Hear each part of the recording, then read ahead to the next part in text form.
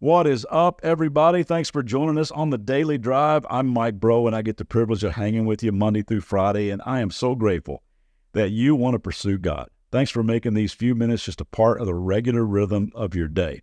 And we are walking through the Gospel of John together, and we hit pause in the middle of chapter 4 yesterday. So let's just pick up this amazing story. Jesus is sitting by a well in Samaria on the outskirts of a town called Sychar. It's the hottest part of the day, and a woman comes to draw water, which is highly unusual because most came at sunrise or sundown in the cool of the day. And they often came together. It was kind of a community gathering watering spot. So this woman is obviously trying to avoid the crowds. She just wants to get in and out as quickly as possible, but there's this guy sitting there, and she can tell he's a Jewish man, not a local Samaritan, and he engages her by asking for a drink of water. So let me read verse 9 again. It says, "The woman was surprised, for Jews refused to have anything to do with Samaritans.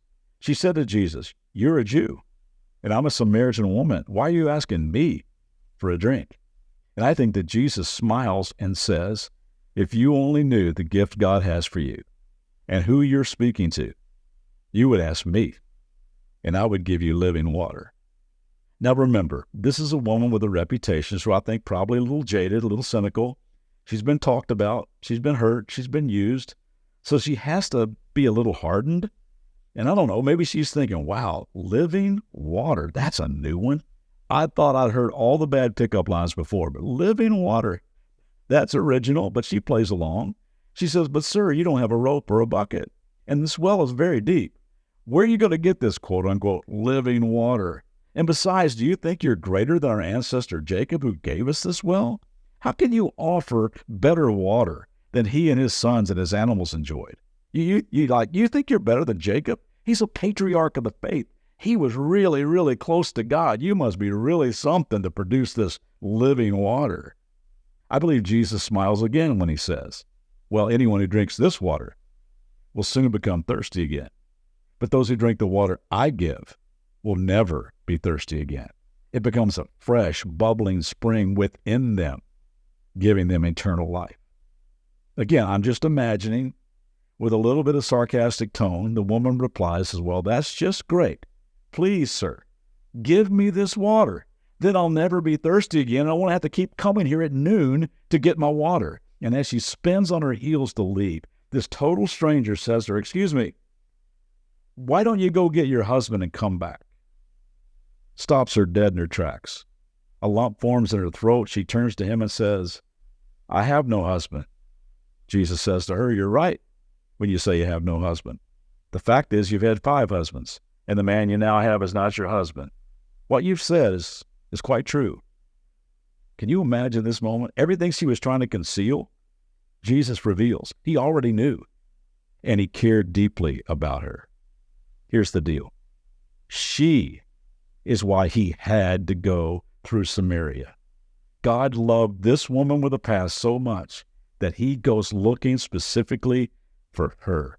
It's like that story that Jesus tells about a shepherd with 100 sheep who leaves the 99 and goes out of his way just to find the lost one. He pursues you and me like we are that priceless one.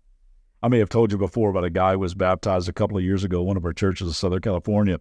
He was a former Hell's Angels member. And many of them have a 1%er tattoo somewhere on their body to boast about their lawlessness, like we're the 1% that don't care about anything that's lawful. And he had one of those tattoos on his arm. He was standing there in the water, and he pointed to his tattoo. He said, "This is so cool. I've been hearing about how Jesus left the 99 and went after the 1. He chased me down. Now this 1% means something totally different to me." And gang, he pursues us all that way, personally, specifically, intimately, in spite of our past. And not only does he pursue you and me, but Jesus also knows our deepest thirst. I love how he knows and goes right to the deepest places of her life, goes right to the place of her pain, right to the place of her humiliation, the place of her shame, the place of her hiding, the place of her longing. And Jesus doesn't need a rope, doesn't need a bucket to get deep. He's already there. He already knows. And only he can fill her deepest thirst. Look again at verse 13 and 14. Jesus replied, "Anyone who drinks this water will soon become thirsty again.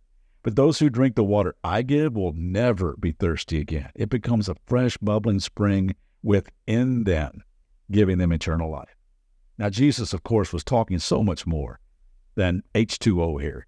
He knew what she was really thirsty for, and he knew how she was trying to quench that thirst. And haven't you found that all of our surface attempts to fill our deepest needs only last a little while, and soon we become thirsty again? It's why we try to fill our pain with substance abuse. It's why we try to fill our insecurities with body image stuff. It's why we run to pornography to fill a deeper need for intimacy. It's why we strive to overperform and overachieve at work or school or on the field or on the court to fill our deeper need for that elusive attaboy, that attagirl. It's why we fill our closets and spend money on more stuff to fill that deeper need of craving approval. It's why we power up on people and lash out in fits of anger to fill that deeper need we have for significance. It's why we chase relationship after relationship to fill up our deeper need to be loved with an unfailing love. And gang, those things never last. They can't go deep. They're shallow and temporary and will only leave us thirsty again. I love what God says over in Jeremiah, the Old Testament book, chapter 2, verse 13. He says, "My people have committed two sins. They have forsaken me, the spring of living water, and have dug their own cisterns, broken cisterns that cannot hold water."